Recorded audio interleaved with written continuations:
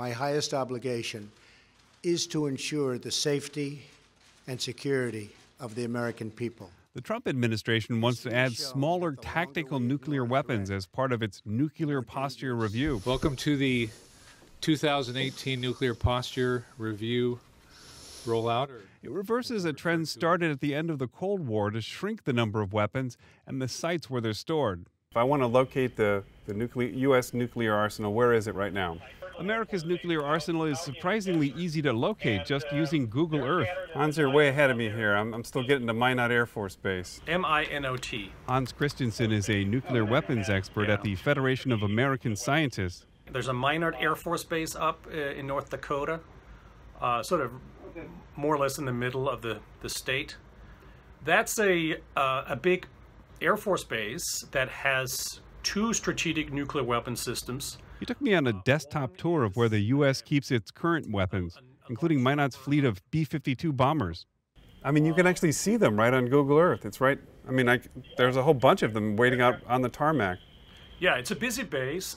Before the last review in 2010, the U.S. kept nuclear weapons at a bunch of sites around the country. Minot was once on high alert. If you look at the southeast end of the runway, you can see sort of a pattern of parking spaces that sort of looks like a Christmas tree. That used to be the alert area where the bombers would be until 1991. They would stand there with nuclear weapons on board. Now the Air Force runs a few bases with bombers and intercontinental ballistic missiles in Wyoming, Missouri, and North Dakota. The Navy arms submarines in Georgia and Washington State. Christensen says most of the rest of the weapons, including weapons waiting to be dismantled, are in an underground facility barely visible from the air, across from a golf course outside of Albuquerque, New Mexico. Under that storage facility, or in that storage facility, you have several thousand nuclear warheads that are stored. The sites are easy to find for a reason, partly because of nuclear arms agreements, though this is also part of nuclear deterrence. You need to tell people that you have them. You need to demonstrate and visualize that you have forces that are operating that are credible. The virtual tour barely stops in California. During the Cold War, California was among the top 4 states housing nuclear weapons. Naval Base North Island in San Diego was one of the last places that the Navy housed nuclear-tipped Tomahawk cruise missiles. The smaller weapons were placed on attack submarines before the U.S. retired almost all low-yield weapons after 2010.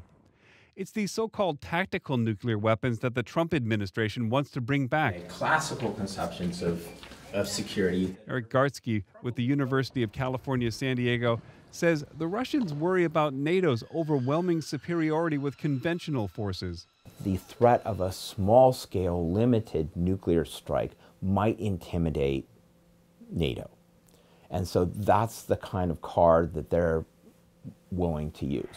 Though for the U.S., Gartsky says smaller nuclear weapons could just make nuclear war more tempting.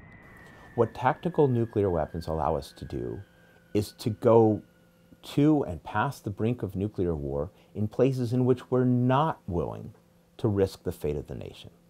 Beyond the policy debate, Gartsky is trying to imagine where the new weapons might go. He believes the fastest way to get them into service would be to put them on board aircraft carriers, the way the U.S. did during the Cold War. We could see the carriers that are based here in San Diego, possibly in the future, carrying nuclear weapons out to sea. Another route is to put them back on attack submarines like the ones ported in San Diego and Norfolk. Though these experts caution that new weapons will cost millions, and even with congressional support, it could easily take a decade to put new nukes in the field. Steve Walsh, KPBS News.